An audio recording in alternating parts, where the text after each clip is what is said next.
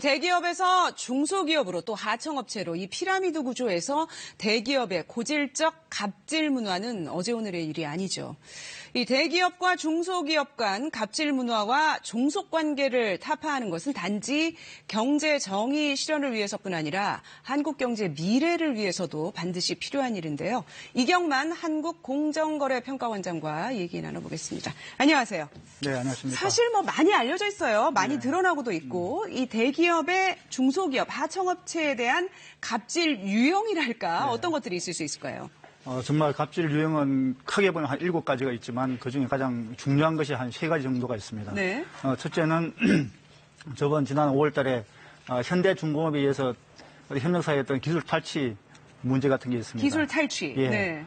예를 들면 이제 R&D를 통해 가지고 어렵게 개발한 기술을 대기업이 그걸 받아 가지고 다른 협력사한테 주고 그걸 가지고 이제 그 단가를 낮게 이렇게 납품을 하는 그런 기술을 탈취해서 다 나눠줬으니까 예. 그 중소기업은 R&D를 해서 돈을 많이 썼지만 예. 계속 좋은 이익을 유지할 수가 없겠군요. 그렇죠. 네. 예. 그런 문제. 또 예. 다른 유형은 뭐가 있을까요? 그러니까 또 굉장히 큰 문제가 이제 전속거래 문제입니다. 전속거래. 예, 그것은 그러니까 한 업체랑만 그렇죠. 거래하는 예. 거죠? 네. 우리하고만 거래해라. 기술과 상품이 좋을수록 그럴 가능성이 많습니다. 중소기업으로서는 손해고요. 예. 근데 일반적인 중소기업은 그게 전속 거래가 얼마나 무서운지 잘 모릅니다. 예를 들면 무슨 대형 유통업체나 이제 대기업에 납품을 하게 되는 것 자체가 굉장히 너무 감격스러워서 예. 전속 거래를 그냥 받아들이고 그렇죠. 예, 나중에 예. 그 피해를 고스란히 예. 떠안게 되는 예. 것이군요. 그리고 인력 빼가기 같은 문제도 심각하죠. 그렇죠. 이제 정말 중소기업이 정말 어려운 큰 문제가 뭐냐면 잘 키워둔 중소기업 우리 인력들을 이렇게 대기업이 다 데려가는 그런 문제가 있습니다. 예를 들면 특정 임원들이 이렇게 나가면 그 임원이 자기가 나가고 난 뒤에 다른 자기가 데리고 있던 직원들까지 살살 빼나가는 핵심 인력을 다 뺏길 수도 있겠군요. 예. 자, 이런 대표적인 유형을 말씀을 해주셨는데 이런 고질적 관행을 막을 수 있는 방법이 뭐가 있을까요? 정부 대책이 시행되는 게 있습니까? 예, 그간 이번 정부가 공정거래 그런 코드로 정말 열심히 하고 있습니다. 공정거래를 강조하는 정부죠. 그렇지. 예. 그렇지만 국민의 기대감은 그만큼 높아져가지고 각종 신고 사건이 너무나 많아지고 있습니다.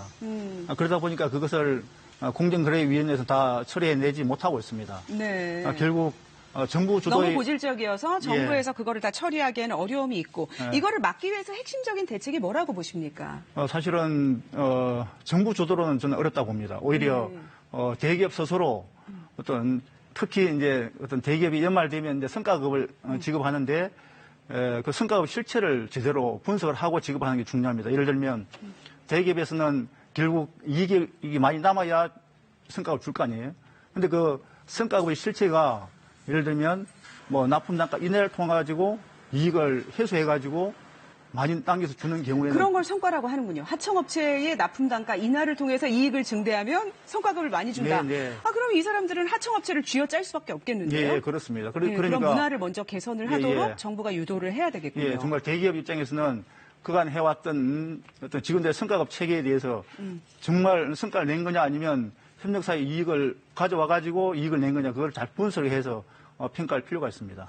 지금 앞서 이제 이 정부가 공정거래를 강조를 하면서 상당히 많은 신고가 들어오고 있다라고 말씀을 하셨는데 근데 신고가 중소기업 입장에서는 쉽지는 않을 것 같아요. 거래 끊기면 생존이 당장 위협받지 않습니까? 네, 맞습니다. 사실 지금 대통령께서 주로 말씀하시는 합법적 불공정 거래. 네. 정말 너무나 불공정하지만 그러나 거기에 어떤 합법적으로 다 포장이 되어 있습니다. 서류는 다 완벽해요. 서류는 완벽하지만 내용상 불공정하도록 이렇게 구조화되어 있기 때문에 그것을 사실상 그 어떤 개선해 나가는 게 쉽지가 않습니다. 네. 그래서 그렇게 이제 내용상으로 불공정한 거를 중소기업이 사실은 나중에라도 깨닫고 개선을 하기 위해서 어떤 그 대처들이 좀 필요할까요? 결국에는 제가 이제 공정거래위원회 하도 개선 과장, 가맹교통 과장을 하면서 그 부분을 정말 개선하기 위해서 엄청 노력을 했지만 그러나 합법적 불공정 거래는 정말 어렵습니다. 근데 그걸 대처하기 위해서는 중소기업 스스로 자기를 보호하는 게 훨씬 중요합니다.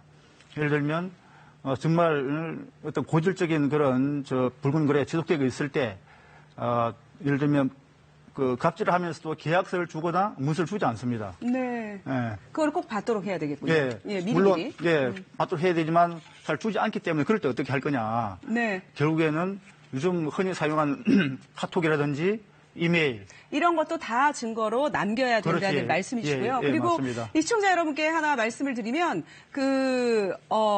공정거래위에 신고를 하고 나서 소송을 해야 된다고 합니다. 소송을 먼저 하면 신고를 할 수 없다니까 이것도 좀 유의해 주시고요. 우리나라의 정말 그 산업 발전을 위해서는 중소기업의 기술을 좀 더 소중히 다루는 그런 대책이 필요하지 않을까 싶습니다. 예, 맞습니다. 예. 말씀 잘 들었습니다. 고맙습니다. 네.